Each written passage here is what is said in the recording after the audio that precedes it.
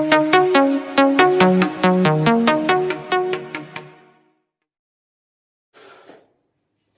Friends, study मंत्रा classes के अंदर आपका स्वागत है। तो पिछली जो वीडियो थी, हमारी प्रीवियस वीडियो थी, उसके अंदर हमने की थी 3.3, जिसके अंदर हमने सब्स्टिट्यूट मेथड सीखा था।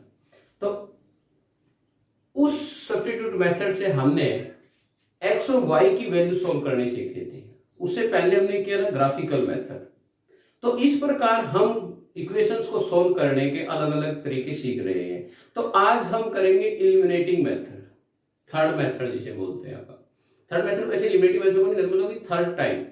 भाई हमने पहले ग्राफिकली सोल्व किया, फिर सब्स्टिट्यूट मेथड से सोल्व किया, अब हम किसे कर रहे हैं, इलिमिनेट मेथड से कर रहे हैं। तो इक्वेशंस को सोल्व करने के अलग अलग तरीके होते हैं, तो उनमें से एक तरीका इलिमिनेट मेथड भी है। इस मेथड के अंदर हम किसी भी एक वेरिएबल के कोफिशिएंट को इक्वल करके और साइन को अपोजिट करके उनको कैंसिल कर देते हैं और दूसरे की वैल्यू वहां से क्या कर लेते हैं, फाइंड आउट कर लेते हैं। जब वो कैंसिल होता है तो इसका मतलब क्या हो गया, इलिमिनेट हो गया, इक्वेशन से क्या हो गया, वो बाहर हो गया। इसलिए इसका नाम क्या है, इलिमिनेटिंग मेथड है। और मैं आशा करता हूं कि आपने सब्स्टिट्यूट मेथड की और ग्राफिकल मेथड की आपने प्रीवियस वीडियो जरूर देखी होंगी। अगर किसी बच्चे ने नहीं देखी है तो उन वीडियो को जरूर देखें, क्योंकि आपके वो दो मेथड अगर आप नहीं देखेंगे तो रह जाएंगे, और मैं नहीं चाहता कि अपने किसी भी स्टूडेंट्स के वो मेथड रहे। तो चलिए आज एक्सरसाइज करते हैं 3.4, जिसके अंदर हम इलिमिनेटिंग मेथड को सॉल्व करना सीखेंगे। फर्स्ट क्वेश्चन सॉल्व करते हैं और देखते हैं कि ये क्या कहता है। पहली क्वेश्चन हमारी है x प्लस के y इज इक्वल टू 5 और दूसरी क्वेश्चन हमारी 2x माइनस के 3y इज इक्वल टू 4। आपकी मर्जी है, या तो आप x के कोएफिशिएंट को इक्वल कर लीजिए या आप y के कोएफिशिएंट को इक्वल कर लीजिए, मर्जी आपकी होती है। कोई हार्ड एंड फास्ट रूल नहीं है, कोई x को एलिमिनेट कर देता है, कोई y को एलिमिनेट करता है।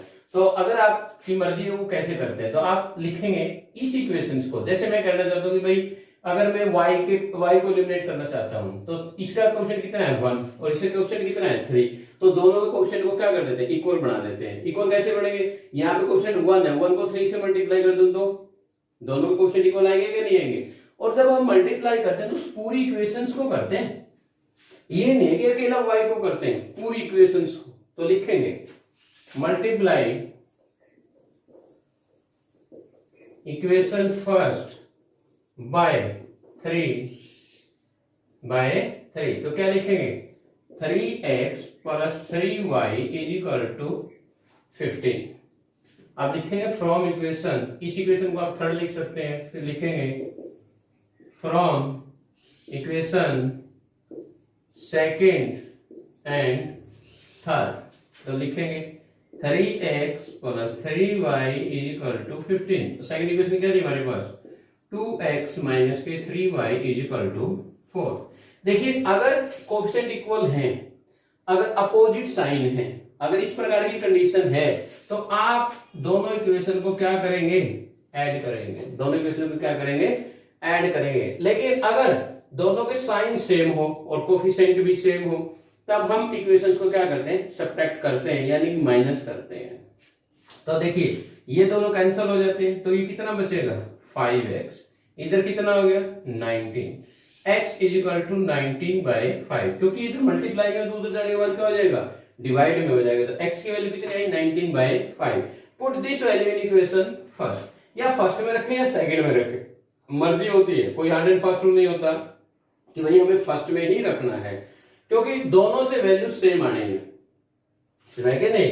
तो लिखेंगे put this value in equation first, put this value in equation first. तो x की वैल्यू कितनी है 19/5 plus y is equal to 5, y is equal to 5 minus के 19/5, एलसीएम कितना हो गया 5, 25 minus 19, y is equal to कितना हो जाता है 6/5। तो x की वैल्यू कितनी आई थी 19/5, y की वैल्यू कितनी आई 6/5। तो हम इसको क्या कर देंगे, आंसर बोल देंगे।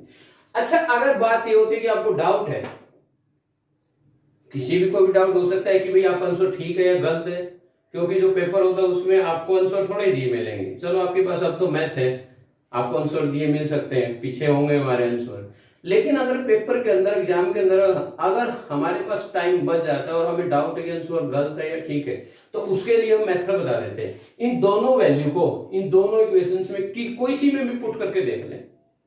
अगर आपका लेफ्ट और राइट दोनों बराबर आ जाते हैं तो इसका मतलब क्या हुआ कि आपका आंसर ठीक है। जैसे हम फर्स्ट इक्वेशन में रखते हैं और फर्स्ट इक्वेशन का लेफ्ट हैंड साइड उठा लेते हैं।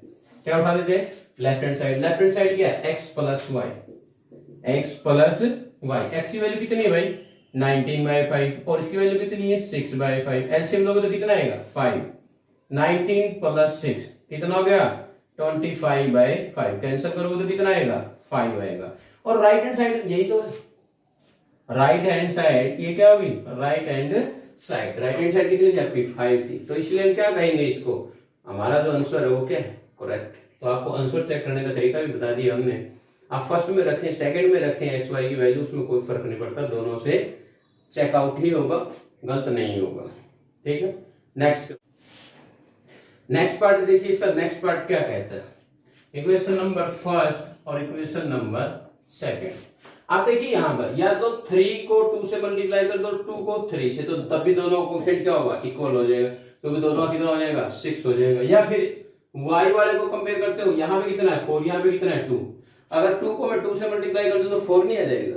तो मर्जी आपकी होती है, आप जिससे करना चाहिए उससे कर सकते हैं। तो मैं लिखता हूं मल्टीप्लाई इक्वेशन सेकेंड बाय 2। तो जो इक्वेशन सेकंड है उसको मैं 2 से मल्टीप्लाई कर देता हूं ताकि इसके कोएफिशिएंट क्या हो जाए? बराबर हो जाए। आप इनके भी कर सकते हो। अगर इनके करने हैं तो फर्स्ट को तो 2 से और सेकंड को 3 से करना पड़ेगा। दोनों एक दूसरे के कोएफिशिएंट इक्वल मल्टीप्लाई करना पड़ेगा, क्योंकि दोनों एक दूसरे के मल्टीपल नहीं है। यहां तो मल्टीपल था, ये 4 क्या है? 2 का मल्टीपल है, इसीलिए मैंने यहां से 2 से मल्टीप्लाई कर दिया, इसको छोड़ दिया। लेकिन यहाँ तो एक दूसरे के मल्टीपल नहीं है ना, तो इसलिए दोनों को एक दूसरे से मल्टीप्लाई कर दीजिए आप। तो देखिए क्या कहेगा? 4x माइनस के 4y इज इक्वल टू 4। ये इक्वेशन नंबर क्या होगी आपके पास? थर्ड। लिखते from equation first and third. 3x plus के 4y is equal to 10। 4x minus के 4y इज इक्वल टू 4। दोनों के साइन अपोजिट है कि नहीं? ये प्लस का, ये माइनस का, तो क्या करना पड़ेगा? ऐड करना पड़ेगा। क्या करना पड़ेगा? ऐड। तो ये कितना होगा? 7x। ये कितना होगा? 14। x is equal to 14/7। तो x की वैल्यू कितनी आ जाती है हमारे पास? 2। अब क्या करेंगे? इसको कोई सी इक्वेशन में पुट कर दीजिए, मर्जी आपकी है। तो put in equation first. Put in equation first. कोई सी में पुट कर देना, ये कोई जरूरी नहीं है कि जो मैं फर्स्ट में कर रहा था फर्स्ट में ग्रैब सेकंड में भी कर सकते हैं, जो आपको आसान लगे उसमें कर दीजिए। तो x की वैल्यू 2 आई है, तो यहाँ पे क्या लिखेंगे? 3 इंटू में 2 plus 4y is equal to 10। कितना हो गया? 6 plus 4y is equal to 10। 4y is equal to 10 minus 6। 4y is equal to 4। y is equal to 4/4। Cancel हो गया, तो y की वैल्यू कितनी आ गई? 1। y की वैल्यू कितनी आ जाती है? 1 आ जाती है। तो हमारे पास x की वैल्यू भी है, y की वैल्यू भी। तो आंसर आ गया हमारे पास x की वैल्यू कितनी है? 2। चेक आउट हो गया कि नहीं हो गया? कोई डाउट है? नेक्स्ट पार्ट क्या कहता है? देखिए अब की बार जो कोएफिशिएंट है वो फ्रैक्शन में दिए हुए हैं, तो कोएफिशिएंट को सबसे पहले हम इंटीजर में कन्वर्ट करना है, फ्रैक्शन में नहीं रखना। किसमें कन्वर्ट करना है? इंटीजर में। तो उसके लिए उसका एलसीएम लेना पड़ेगा हमें। जैसे ये लोग हो गए, एलसीएम कितना आएगा? 6। याद रखना कभी भी हो इस प्रकार से तो उससे कोएफिशिएंट है उनको किस में कन्वर्ट कीजिए? इंटीजर में। इंटीजर क्या होते हैं पता है ना? 0, 1, 2, 3, -1, -2, -3, इनको क्या बोलते हैं? इंटीजर बोलते हैं। तो एलसीएम कितना आ गया? 6 आ गया। 2 से इसको मल्टीप्लाई करोगे, सॉरी डिवाइड करोगे तो 3x प्लस 6 को 3 से डिवाइड करोगे तो 2 को ऊपर मल्टीप्लाई करोगे तो 4y इज इक्वल टू -1। आप क्रॉस मल्टीप्लाई कर लीजिए, तो 3x प्लस के 4y is equal to minus के 6, ये आपकी फर्स्ट इक्वेशन आ जाती है। अब हम उस इक्वेशन को सॉल्व करेंगे। ये इक्वेशन क्या कहती है? 3। इसके नीचे कुछ नहीं है, इसके नीचे कुछ नहीं है ना। अगर आपको ये लगता है कि आपको सॉल्व नहीं करना था, उसके बाद में 1 लिख दीजिए आप। अगर आपके पास कुछ भी नहीं है उसके नीचे, तो आप उसके नीचे 1 लिख दीजिए, कोई फर्क नहीं पड़ता उससे। तो ऊपर से कितना मल्टीप्लाई होगा? 3x होगा। माइनस के वाई इज इक्वल टू 3, यहां पे क्रॉस मल्टीप्लाई कर दीजिए तो कितना बनेगा 3x माइनस के वाई, 3 इंटू 3 9, ये इक्वेशन नंबर क्या हो जाएगी सेकेंड। अब देखिए 3x प्लस के 4y माइनस के 6, यहाँ पे 3x माइनस के y इज इक्वल टू 9, ये कोफिशिएंट बराबर हैं पहले, तो हमें मल्टीप्लाई करने की जरूरत ही नहीं, तो लिखेंगे from equation first and second, तो लिखेंगे 3x प्लस 4y माइनस के 6, 3x माइनस के y इज इक्वल टू 9। अब देखिए कोफिशिएंट तो बराबर है, साइन भी तो बराबर है ना, सेम साइन है, दोनों पॉजिटिव है, तो इसका हम क्या करेंगे सब्ट्रैक्ट करेंगे हम इसको, तो सब्ट्रैक्ट करेंगे तो उनके साइन बदले जाते हैं, ये पॉजिटिव तो नेगेटिव, ये नेगेटिव है तो पॉजिटिव, और ये पॉजिटिव है तो क्या हो जाएगा नेगेटिव। अब जो नीचे वाला साइन काउंट होगा ऊपर वाला साइन काउंट नहीं होगा इनका, तो 3x का कौन सा साइन काउंट होगा ये वाला काउंट होगा, y का कौन सा साइन काउंट होगा ये वाला काउंट होगा, और 9 का जो काउंट होगा वो ये वाला काउंट होगा। यहाँ पे 4y प्लस का और यहाँ पे y प्लस का हो गया कि नहीं हो गया, तो कितना होगा 5y पॉजिटिव हो जाएगा। यहाँ पे कितना हो गया माइनस के 15, y is equal to minus के 15/5, तो y की वैल्यू कितनी होगी माइनस के 3। Put this value in equation first, put this value in equation first, तो लिखेंगे 3x प्लस 4 इंटू y की वैल्यू कितनी है हमारे पास माइनस के 3 इज इक्वल टू किसके बराबर -6 के बराबर, -6 है ना बराबर में, तो भाई 3x माइनस के 12 माइनस के 6, 3x, ये 12 उधर जाकर के क्या हो जाएगा पॉजिटिव हो जाएगा, क्योंकि मैंने कहा था कि इक्वलिटी से लेफ्ट में जाए या राइट में जाए तो साइन क्या होता है चेंज होता है, यहाँ पे ये क्या है नेगेटिव है, तो उधर जाने के बाद क्या हो जाएगा पॉजिटिव हो जाएगा, तो 3x इज इक्वल टू कितना बच जाएगा 6, x इज इक्वल टू 6/3, तो x की वैल्यू कितनी हो जाएगी 2 हो जाएगी, हमारे पास y की वैल्यू भी आएगी x की वैल्यू भी आएगी, तो इसका हम लोग क्या हो जाएगा हमारा आंसर हो जाएगा। सॉल्व करने का हम लोग यही होता है हमारा, एलिमिनेटिंग मेथड से सॉल्व कर रहे हैं। कोई क्वेश्चन में डाउट है? पिछले जो 3 पार्ट हमने किए वो सीधी इक्वेशन थी हमारे पास, लेकिन अब हमारे पास स्टेटमेंट आ गया। स्टेटमेंट के बारे में सबसे पहले जानना बड़ा जरूरी है, उसको समझना बड़ा जरूरी है। अगर आप उसको नहीं समझेंगे तो फिर आप कभी भी उसकी इक्वेशंस को नहीं बना पाएंगे। रट्टा मानना एक अलग चीज है और समझना एक अलग चीज है। तो समझते हैं पहले इक्वेशंस को। वो कहता क्या है, कहता है इफ वी एड 1, देखिए ये बात समझने की, वो क्या कह रहा है, वो कंडीशन लगा रहा है। वो कहता है इफ क्या होता है, यदि हम एक ऐड करते हैं किसके अंदर न्यूमरेटर के अंदर, and subtract 1 from the denominator. वो कहता है कि अगर हम न्यूमरेटर के अंदर तो एक ऐड कर देते हैं और डिनोमिनेटर के अंदर एक माइनस कर देते हैं, ऐसा कहां होता है? न्यूमरेटर और डिनोमिनेटर कहां आते हैं? स्टेटमेंट से पता चला। किसके अंदर आते हैं? फ्रैक्शन के अंदर आते हैं भाई।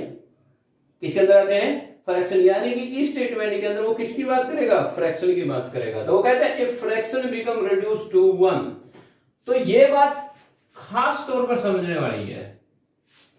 इस लैंग्वेज को कई बार हम समझ नहीं पाते।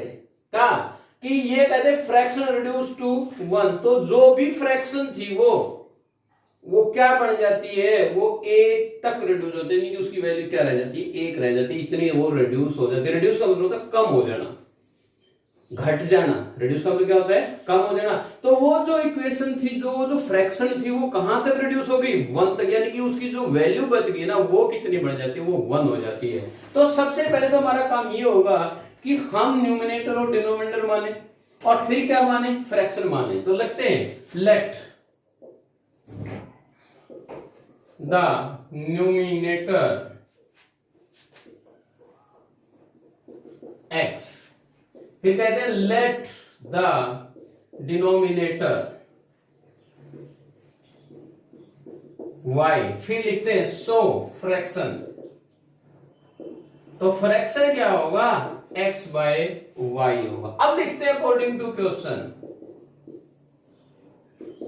इसका मतलब यही हुआ ना कि भाई हमारी जो कंडीशंस है वो क्या कह रही है। उस बंदे ने क्या कंडीशन लगाई? तो उसने पहले तो ये कहा कि न्यूमिनेटर के अंदर एक ऐड कर दिया जाए, if we add 1 to the numerator, सबसे पहले तो फ्रैक्शन लिख लीजिए आप और उसके न्यूमिनेटर के अंदर एक ऐड कर दीजिए। फिर वो कहता है सब्ट्रैक्ट 1, देखिए यहां पर एक एक शब्द काम का है, टू द डिनोमिनेटर, ठीक है, तो सब्ट्रैक्ट कर दीजिए। फिर कहता है फ्रैक्शन, तो वो जो फ्रैक्शन थी वो कौन, x बाय वाई, वो रिड्यूस हो जाती है टू 1, वो 1 तक रिड्यूस नहीं की उसकी जो वैल्यू वो कितनी रह जाती है, 1 रह जाती है। तो पहले इसको लीनियर इक्वेशन के अंदर कन्वर्ट कर लेते हैं, फिर सेकंड कंडीशन पढ़ेंगे। तो इसको हम क्या कह सकते हैं, इक्वल, क्रॉस मल्टीप्लाई कर दीजिए, तो x प्लस 1 y माइनस 1, क्योंकि 1 से मल्टीप्लाई करो तो इतना ही आएगा ना, तो x माइनस के y माइनस 1, ये 1 उधर चला जाएगा भाई, और ये y इधर आ जाएगा। तो y पॉजिटिव है तो इधर आने के बाद नेगेटिव, ये पॉजिटिव है तो ये उधर जाने के बाद नेगेटिव, क्योंकि हमने कहा है कि लेफ्ट से जाओ या राइट से जाओ तो वो साइन क्या करता है, चेंज करता है, प्लस है तो माइनस होगा, जो माइनस है तो प्लस होगा। तो x माइनस के y माइनस के 2 इक्वेशन होगी फर्स्ट। अब सेकंड कंडीशन पढ़ते हैं, सेकंड कंडीशन क्या कहती है, फिर कहता है इट बिकम 1/2, वो कहता है कि यह 1/2 हो जाती है, कौन, जो हमने मानी है, जो x बाय वाई है वो 1/2 हो जाती है, यानी कि वो कहता है x बाय वाई 1/2 हो जाती है। कब हो जाती है, if we only add 1 to the denominator, अगर हम डिनोमिनेटर के अंदर केवल एक ऐड कर दें तो जो मेरी फ्रैक्शन थी x बाय वाई उसकी वैल्यू कितनी हो जाती है, 1/2 हो जाती है। क्लियर हो रही है ना, फ्रैक्शन का हर सब इस तरह से होगा। अगर आपको ये समझ में आ गया तो ये समझ लेना आपकी फ्रैक्शन का सम कभी गलत नहीं होगा। अगर आप स्टेप टू स्टेप चलते हो तो क्रॉस मल्टीप्लाई कितना होगा, 2x y plus 1, 2x minus y is equal to 1, equation number 2।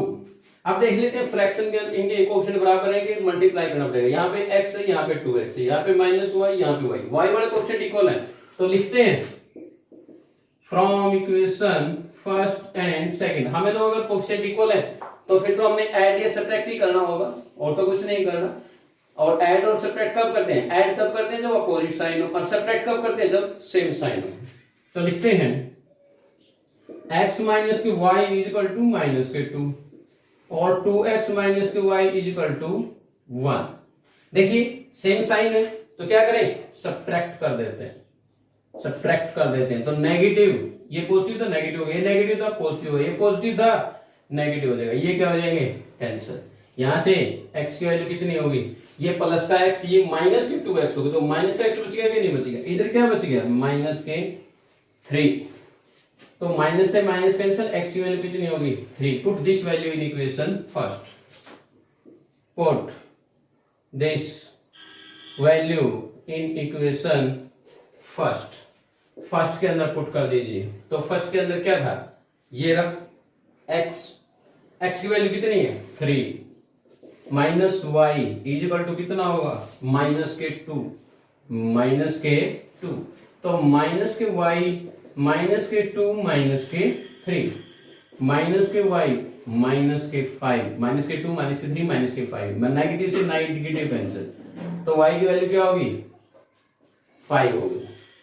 ये तो x और y की वैल्यू आई ना, हमने तो क्या निकालनी थी, फ्रैक्शन। फ्रैक्शन क्या मानी थी हमने, x बाय वाई मानी, तो लिखेंगे सो फ्रैक्शन, सो फ्रैक्शन x बाय वाई यानी कि 3/5, x बाय वाई यानी कि 3/5। क्लियर है, कोई डाउट है। सेकंड का सेकंड पार्ट क्या कहता है, देखिए सेकंड का सेकंड पार्ट कहता है 5 years ago, देखिए फिर एज की बात आ गई, 5 years ago यानी कि ईयर की बात कर रहा है, यानी कि सालों की बात कर रहा है। Noori was thrice as old as Sonu, जो नूरी है वो थ्राइस थी किसकी, सोनू की एज की। कब, 5 years ago। देखिए हमने पिछली जो एक्सरसाइज है उसके अंदर बताया था कि जब भी एज की बात आए ना तो क्या मानना होगा, प्रेजेंट एज। क्या मानना है, प्रेजेंट, क्योंकि प्रेजेंट एज में से ही हम प्लस कर सकते हैं और प्रेजेंट एज में ही हम क्या कर सकते हैं, माइनस कर सकते हैं। तो ये हर एक्सरसाइज के अंदर क्वेश्चन आने वाले हैं, तो इसीलिए इनको इग्नोर ना करें और इनको अच्छी तरह समझें कि हमें जब भी एज की बात करें तो हमें कौन सी एज माननी है, प्रेजेंट एज माननी है। तो सबसे पहले हम क्या कर लेते हैं, प्रेजेंट एज मान लेते हैं। Let the present age of Noori कितनी, x ईयर्स। फिर कर देते हैं let the present age of Sonu y years. फिर लिखते हैं अकॉर्डिंग टू क्वेश्चन। क्वेश्चन क्या कहता है, अब क्वेश्चन को पढ़ते हैं। 5 years ago, एगो क्या होता है, पहले, यानी कि आप जब छोटे थे, ठीक है। आज अगर आप 20 साल के हो या 15 साल के, तो 5 साल पहले या 4 साल पहले या 3 साल पहले, जितने साल आपसे पूछा जाए तो क्या हो गया, आप छोटे ही हो गए ना, यानी कि आपको आज की एज में से क्या करना पड़ेगा, माइनस करना पड़ेगा, ठीक है। तो ये तो 5 years की बात कर रहे हैं, तो इसका मतलब हमें क्या करना पड़ेगा, प्रेजेंट एज में से 5 को क्या करना पड़ेगा, माइनस करना पड़ेगा, ठीक है। तो लिखते हैं x माइनस के 5 और y माइनस के 5, ठीक है। तो एक बात बताइए मेरे को, क्या मैंने इक्वल का सिंबल लगाया वो ठीक लगाया है, नहीं लगाया, क्योंकि जो मेरी कंडीशन है वो कहती है Noori was thrice as old as Sonu. कहते हैं कि 5 साल पहले, जब 5 साल पहले सोनू जितने की थी ना, नूरी उसकी 3 गुना थी। नूरी वाज थ्राइस, थ्राइस का होता है 3 times as old as Sonu. भाई सोनू जितने साल की थी, मान लीजिए सोनू 5 साल की थी तो नूरी 15 साल की थी।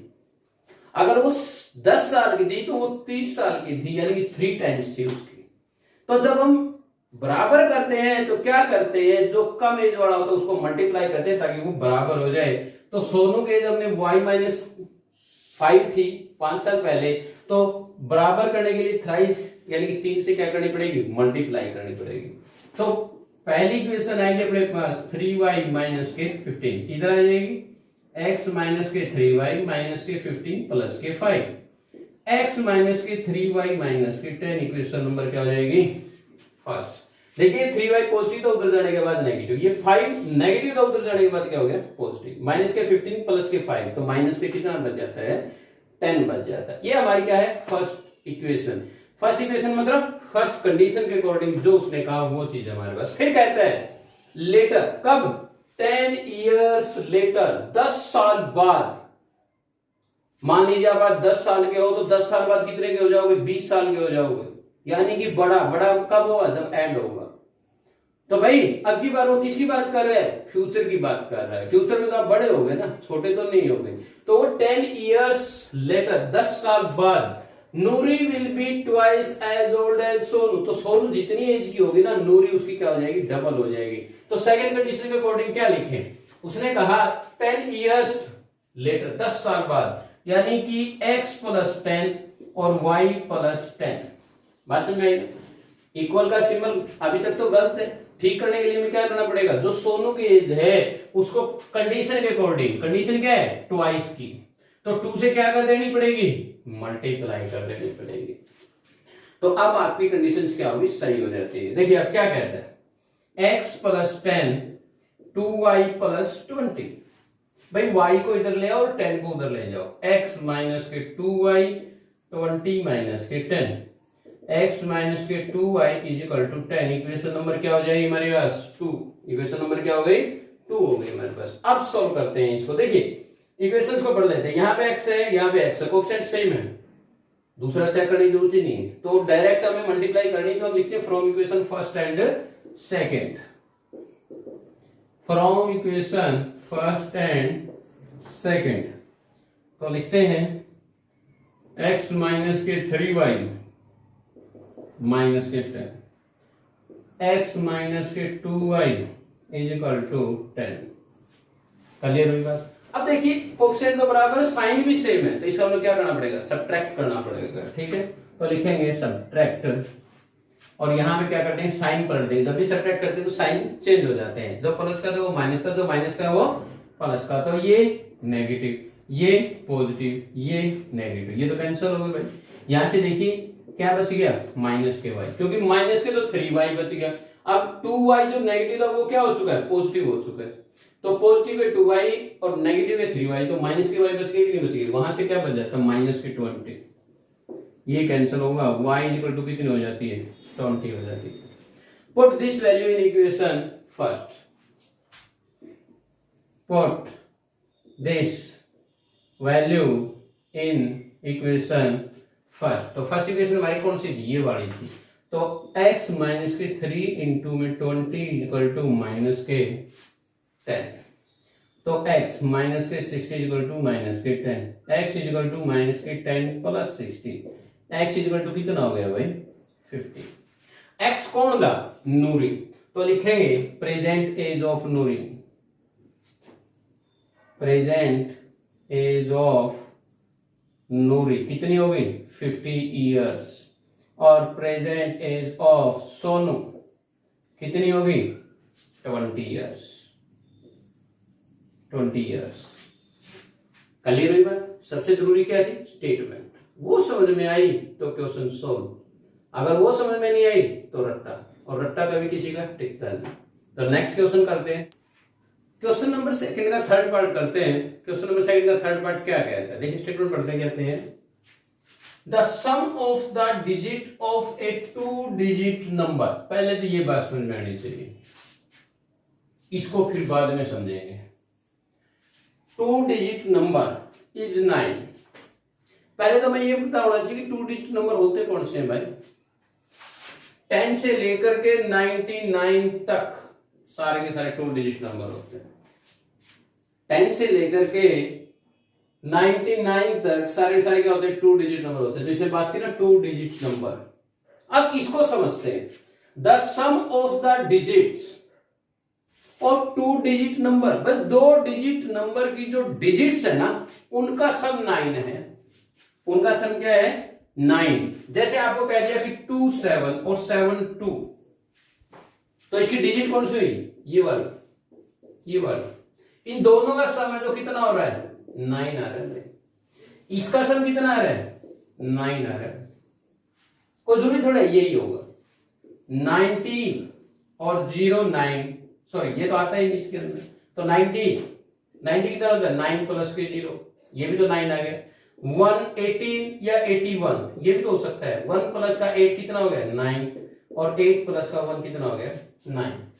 इस प्रकार से 36 भी हो सकता है, कितना हो गया 3 प्लस 6। कहने का मतलब क्या है, ये इसके डिजिट्स हैं, वो यही बात कर रहा है कि डिजिट्स का सम, इस प्रकार पता नहीं कितने नंबर होंगे जिनको हम चेक कर सकते हैं, इनका सम कितना होगा 9 होगा। वो कहता है the sum of the digits, digits कौन से, इनको डिजिट्स बोलते हैं, ये 3 6 2 7 7 2 1 8 8 1 8 1 1, इनको क्या बोलते हैं हम डिजिट्स। तो वो कहता है कि उसकी डिजिट्स है ना तो उनका सम कितना है 9। अब एक बात बताइए मेरे को, पहले तो नंबर लिखना सीखते हैं, 2 डिजिट नंबर लिखना सीखते हैं, वो होता है कैसे। अब मेरे को एक बात बताइए, क्या 27 है तो क्या मैं उसको ये लिख सकता हूं 10 इंटू में 2 प्लस 7, लिख सकते हैं कि नहीं लिख सकते, लिखते हैं भाई। जो हमारा यूनिट प्लेस नंबर होता है उसको हम 1 से मल्टीप्लाई करते हैं, जो 10 प्लेस नंबर होता है उसको किससे मल्टीप्लाई करते हैं 10 से मल्टीप्लाई करते हैं। क्लियर हुई कि नहीं बात, क्योंकि जो मैं अब लिखने जा रहा हूं वो इसी के ऊपर बेस्ड है, डायरेक्ट समझ में नहीं आता, लेकिन यहां इस चीज को अगर समझ लेते हो तो वहां पे समझ में आ जाएगा। मान लीजिए कि आपका 36 था तो क्या लिखोगे 10 इंटू में 3 प्लस 6 इंटू में 1। 1 लिखना कोई जरूरी नहीं होता, क्योंकि लिखने लिखो ना लिखो एक ही बात है, 1 से किसी को नंबर को मल्टीप्लाई करो या ना करो एक ही बात होती है।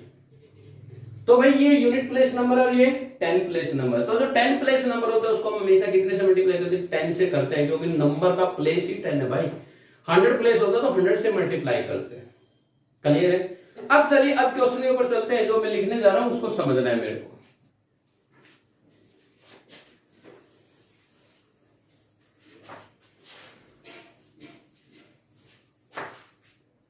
देखिए सबसे पहले हम नंबर मानते हैं, let the unit place number, unit place number x मान लिया हमने। फिर कहते हैं लेट द 10 प्लेस नंबर, 10 ऐसे लिख दो या ऐसे लिख दो एक ही बात है, 10 प्लेस नंबर कितना हो गया y। अब लिखते हैं सो 2 डिजिट नंबर, सो डिजिट नंबर, 2 डिजिट नंबर लिखना है। अब ये 10 प्लस वाला है, अभी अभी मैंने कहा था ना जैसे 27, तो 2 को कितने से मल्टीप्लाई करेंगे, 10 से, और 7 को क्या करेंगे उसमें ऐड करेंगे। तो ये 10 प्लस नंबर है, तो 10 प्लस नंबर को कितने से मल्टीप्लाई करेंगे, 10 से, और यूनिट प्लेस नंबर उसके अंदर क्या करेंगे, ऐड करेंगे। तो ये 2 डिजिट नंबर बन जाता है मेरा, क्या बन जाता है, 2 डिजिट नंबर बन जाता है। क्लियर हुई कि नहीं। अब लिखते हैं according to condition, according to question लिख लीजिए या अकॉर्डिंग टू कंडीशन लिख लीजिए।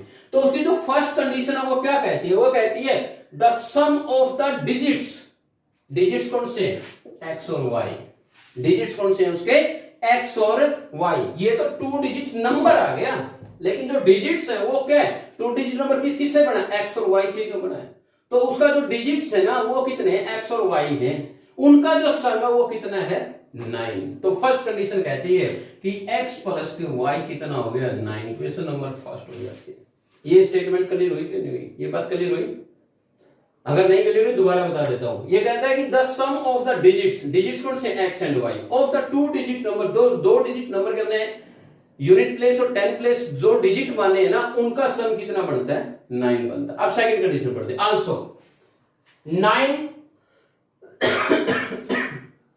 Sorry also 9 times this number, कौन सा नंबर, जो मैंने लिखा है ये वाला नंबर, जो मैंने 10 प्लेस डिजिट लिया है मैंने, ठीक है, जो ये नंबर है, जो 2 डिजिट नंबर जो मैंने माना है उस नंबर की बात करता है। Also 9 times this number, this number का मतलब होता है जो नंबर हमने माना है वो, यानी 10y plus x is twice the number obtained by reversing the order of the number।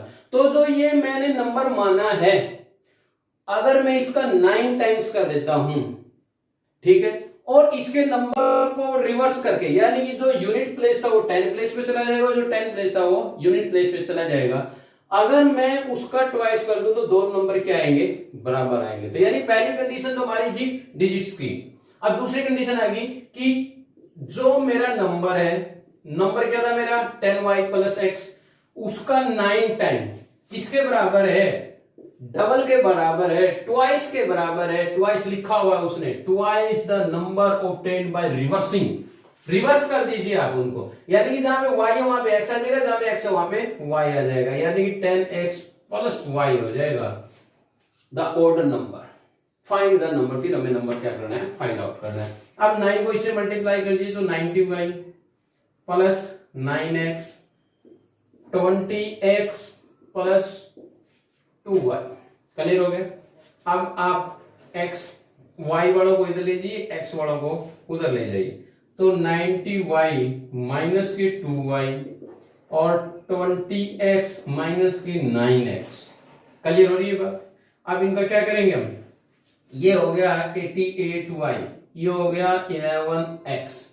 देखिए 11 से दोनों डिवाइड हो रहे हैं, तो अगर मैं 11 से डिवाइड करता हूं तो ये कितना बचेगा 8y, और ये कितना बचेगा x, divide by 11, divide by 11 both side, ये हो गया हमारे पास सिस्टम। तो अब मैं इसको क्या लिखता हूं, इस 8y को अगर उधर लेके जाऊंगा तो x माइनस के 8y equal to 0, equation number second नहीं आ जाएगी मेरी, आ गई कि नहीं आ गई। अब हम क्या करेंगे, सब्स्टिट्यूट मेथड यूज कर रहे थे, सॉरी एलिमिनेटिंग मेथड यूज कर रहे थे, सब्स्टिट्यूट करना होता तो ये कर दिया होता हमने। हम कौन सा मेथड यूज कर रहे हैं, एलिमिनेट, तो एलिमिनेट ही करके दिखाऊंगा मैं आपको। तो लिखेंगे from equation first and second, from equation first and second. तो फर्स्ट इक्वेशन कहती है x प्लस के y इज इक्वल टू 9, और ये कहती है x माइनस के 8y इज इक्वल टू 0। अब x के कोएफिशिएंट इक्वल हैं, लेकिन साइन क्या है, साइन भी तो सेम है। अगर साइन सेम है तो हमें क्या करना होता है, सब्ट्रैक्ट करना होता है, कर दीजिए। तो x का साइन पॉजिटिव है तो नेगेटिव हो जाएगा, ये नेगेटिव तो पॉजिटिव हो जाएगा, 0 का साइन कोई जरूरत ही नहीं होती, हमें लिखे ना लिखे कोई फर्क नहीं पड़ता। ये हमारा क्या हो गया, कैंसल। यहां से कितना है 9y इज इक्वल टू 9, तो y इज इक्वल टू 9/9, क्योंकि जो इधर मल्टीप्लाई में होता है उधर जाने के बाद क्या हो जाता है, डिवाइड में, तो y की वैल्यू कितनी आ जाती है मेरे पास, 1 आ जाती है। अब put this value in equation first, लिखिए put this value in equation first, तो x plus 1 is equal to 9, तो x is equal to 9 minus 1, x is equal to कितना हो गया 8। देखिए y था, x प्लस y था, y की जगह हमने क्या रख दी, y की वैल्यू रख दी 1, तो ये 1 इधर पॉजिटिव उधर जाने के बाद नेगेटिव, तो 9 में से 1 जाएगा तो 8 बच जाएगा। अब लिखेंगे 100 नंबर्स, नंबर क्या कहता था 10y प्लस x कहता था कि नहीं कहता था, ये था। अब x और y की वैल्यू मेरे पास मौजूद है, वो रख दीजिए। y की वैल्यू कितनी होगी 1 होगी, 8, 10 प्लस 8 कितना हो जाता है 18, कितना हो जाता है 18, तो ये हमारा क्या होगा नंबर होगा 18 का। देख लीजिए दोनों को ऐड करोगे तो कितना बनेगा, क्लियर हुई बात, कोई डाउट है आप चेक कर सकते हो। करते हैं सेकंड का फोर्थ पार्ट क्या कहता है, देखिए सुनिए। Meena went to a bank to withdraw ₹2000। Meena bank में जाती है और 2000 रुपए निकलवाती है, ठीक है। She asked cashier to give her ₹50 and ₹100 notes only।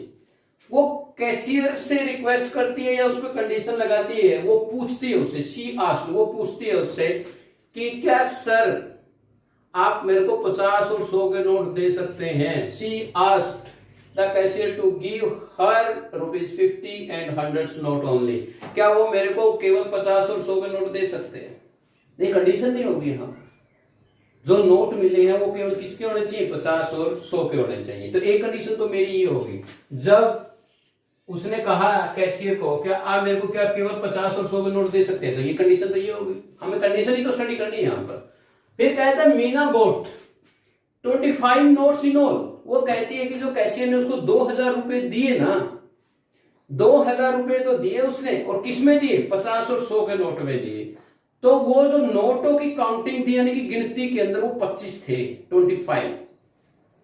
Find how many notes of 50 rupees and 100 rupees. वो कहना चाहता है कि बताइए कितने तो 50 के नोट थे और कितने क्या थे 100 के नोट्स थे। यानी कि दो कंडीशंस होगी, एक तो काउंटिंग, पहले तो हम मान लेते हैं किसको, हमें निकालना क्या है 100 और 50, कितने नंबर ऑफ निकालने के निकालने, तो लिख लेते हैं नंबर ऑफ ₹50 नोट्स, कितने x मान लेते हैं, x रुपीज मान लेते हैं। फिर कहते हैं number of ₹100 notes, y rupees मान लेते हैं। अब लिखते हैं according to condition, according to question या अकॉर्डिंग टू कंडीशन। अब पहली कंडीशन कहती है सी आस्क्ड, वो कहती है कि मेरे को 50 और 100 के नोट दे दीजिए। पहली कंडीशन के अंदर क्या कहती है, वो चाहती है कि केवल उसको 50 और 100 के नोट ही मिले। तो भाई अब मेरे को यह पता लगाना है कि 50 के नोटों की वैल्यू कितनी है। वो कैसे पता लग जाती है, मेरे पास नंबर ऑफ नोट्स है। मान लीजिए कि मैं कहता हूं कि मेरे पास 50 के 3 नोट है, तो मैं क्या करूंगा 50 को 3 से मल्टीप्लाई करके कह सकता हूँ कि 150 है मेरे पास। कोई मेरे को कहता है कि 100 के नोट मेरे पास कितने हैं 5 हैं, तो हम उसकी वैल्यू बता सकते हैं कि वो कितने 500 है। तो भाई नंबर ऑफ नोट्स कितने x है, किसके 50 के, तो 50 की वैल्यू क्या होगी 15 into x होगी कि नहीं होगी, वैसे ही बिल्कुल सेम। जितने नंबर ऑफ हम अगर उसको हम उसकी वैल्यू से मल्टीप्लाई करते हैं तो टोटल वैल्यू आ जाएगी कि नहीं आ जाएगी, तो वही काम करते हैं। तो x की 50 के नोट थे, तो 50 से मल्टीप्लाई करूंगा तो टोटल वैल्यू आ जाएगी। फिर 100 से अगर y यानी कि नंबर ऑफ नोट्स जितने थे 100 के, उनको अगर 100 से मल्टीप्लाई कर दो तो टोटल 100 के आएंगे, और दोनों मिलकर के उसके पास कितने रुपए आए थे 2000। कितने रुपए आए थे 2000। अब 50 से इसको पूरे को डिवाइड कर सकते हैं, तो क्या बढ़ेगा x plus 2y is equal to 40। कितना हो जाएगा 40। इक्वेशन नंबर फर्स्ट यहां पे लिख भी सकते हो, dividing by 50, dividing by 50 both side. सुने, अब दूसरी कंडीशन पढ़ते हैं। मीना गोट 25 रुपीज। मीना के पास 25 नोट हैं, किस किस के 50 के, यानी कि दूसरी कंडीशन के अंदर कहता है x प्लस y, क्योंकि संख्या तो यही थी ना, 50 से मल्टीप्लाई करने के बाद उसकी वैल्यू निकल गई भाई 50 के नोट जितने भी हैं उनकी वैल्यू कितनी है, यानी कि 150 है 200 है 400 है 600 कितने हैं वो, तो नंबर ऑफ नोट कितने थे 25। तो दोनों की अगर संख्या को ऐड कर देता हूं तो कितने होने चाहिए मेरे पास 25 होने चाहिए। तो ये मेरी कंडीशन क्या थी, दूसरी थी। अब इनको सॉल्व कर लेते हैं। देखिए लिखते हैं from equation first and second, यहां पे लिख लेते हैं from equation first and second. First and second क्या कहता है, x प्लस के 2y इज इक्वल टू 40 और x प्लस के y इज इक्वल टू 25। अब देखिए x वाला कोएफिशिएंट क्या है, बराबर है। साइन चेक कीजिए, साइन भी सेम है। अगर साइन सेम है तो क्या करना पड़ेगा, सब्ट्रैक्ट करना पड़ेगा। तो कर देते हैं सब्ट्रैक्ट। ये पॉजिटिव है नेगेटिव हो जाएगा, ये पॉजिटिव नेगेटिव हो जाएगा, ये पॉजिटिव क्या हो जाएगा नेगेटिव। x से x क्या हो जाएगा cancel, y is equal to कितना हो गया 15। तो y की वैल्यू कितनी निकल जाती है हमारे पास 15 निकल जाती है। Clear. Put this value in equation first, put this value in equation first. तो क्या कहता है x प्लस 2 इंटू में 15 इज इक्वल टू 40। दोनों की मल्टीप्लाई कितनी आती है 30। x is equal to 40 plus 30, sorry plus उधर जाकर के माइनस हो जाएगा, x इज इक्वल टू कितना हो गया 10। अगर आपको चेक करना है कि आप ठीक हो कि गलत हो तो चेक कर सकते हो। दोनों को ऐड करो 25 बनेंगे आप। अगर इसके अंदर रख के देखना चाहते हो इसके अंदर रख के देख लो। 50 इंटू में 10 कितना होगा 500। और इसको कितने से करोगे 15 से करोगे, ऐड करो 1500 हो गए। 1500 और 500 कितने हो जाते हैं 2000 हो जाते हैं। कितने हो जाते हैं 2000। तो लिखेंगे, हमसे पूछा क्या गया है सी रिसीव्ड। वो कहते हैं find how many notes of 50 rupees.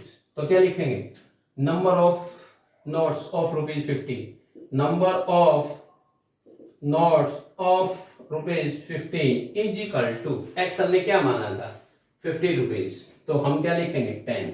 फिर लिखेंगे number of notes of rupees 100 कितना हो जाएगा, कितने थे 15 थे तो 15 आ जाएगा।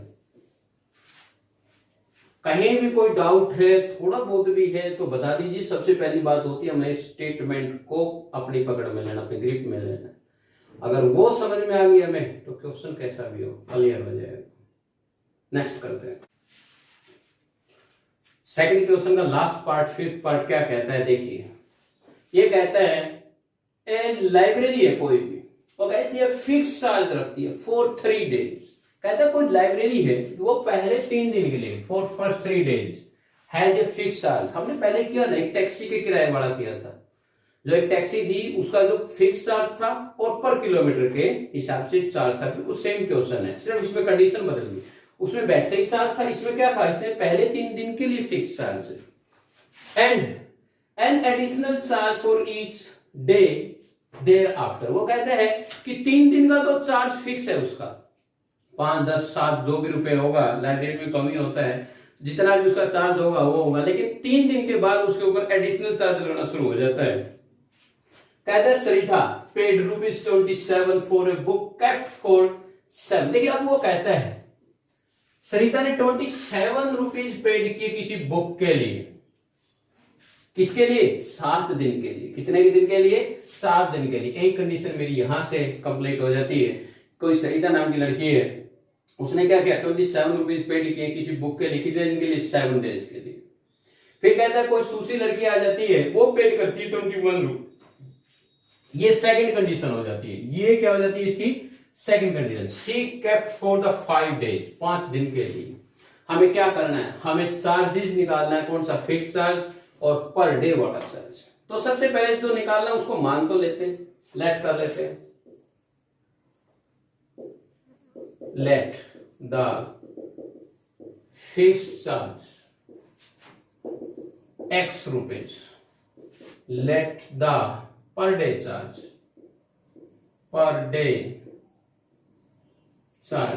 y rupees. अब लिखते हैं अकॉर्डिंग टू कंडीशन।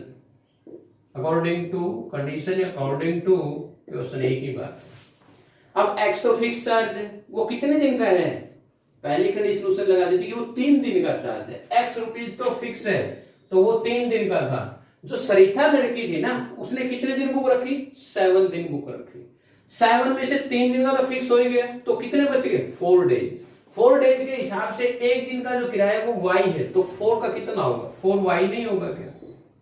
तो दोनों मिलकर के उसने कितना चार्ज दिया, 27 रुपीज। कितना चार्ज दिया, 27 रुपीज, फर्स्ट इक्वेशन।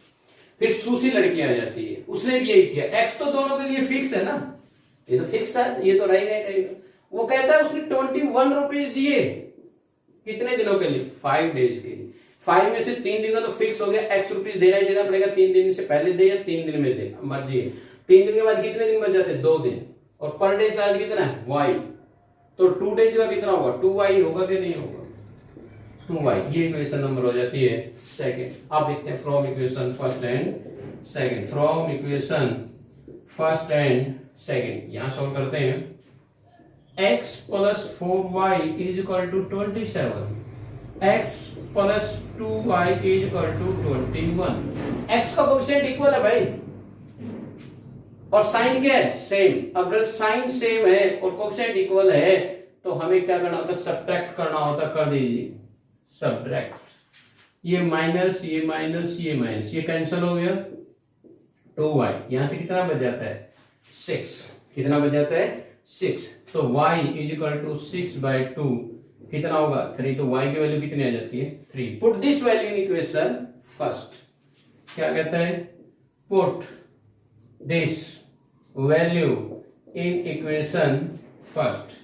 तो देखिए ये थी मेरे पास value, x plus 4 into 3 is equal to 27। जहां भी y है वहां पे मैंने क्या किया, y की वैल्यू को पुट अप कर दिया। तो x plus 12 is equal to 27, x is equal to 27 minus 12, x is equal to कितना बच जाता है, 15 रुपीज। यानी कि जो फिक्स चार्ज है तो लिखेंगे सो फिक्स्ड चार्ज कितना होगा, 15 रुपीज। एंड एडिशनल चार्ज यानी कि पर डे चार्ज, पर डे चार्ज कितना होगा, 3 रुपीज। आशा करता हूं एक्सरसाइज आपको क्लियर हुई होगी और स्टेटमेंट को पढ़ना भी जरूर आना शुरू हो गया होगा, क्योंकि हमने पिछली 2 एक्सरसाइज में भी स्टेटमेंट को बड़े ध्यान से पढ़ा है। और मेरी यही कोशिश है कि आप लोग भी स्टेटमेंट के ऊपर पकड़ बनानी शुरू कर दें ताकि हमें आसानी हो जाए। Thank you. अगर फिर भी कोई समस्या रहती है तो आप मेरे को व्हाट्सएप या कमेंट्स बॉक्स में डाल सकते हैं। धन्यवाद।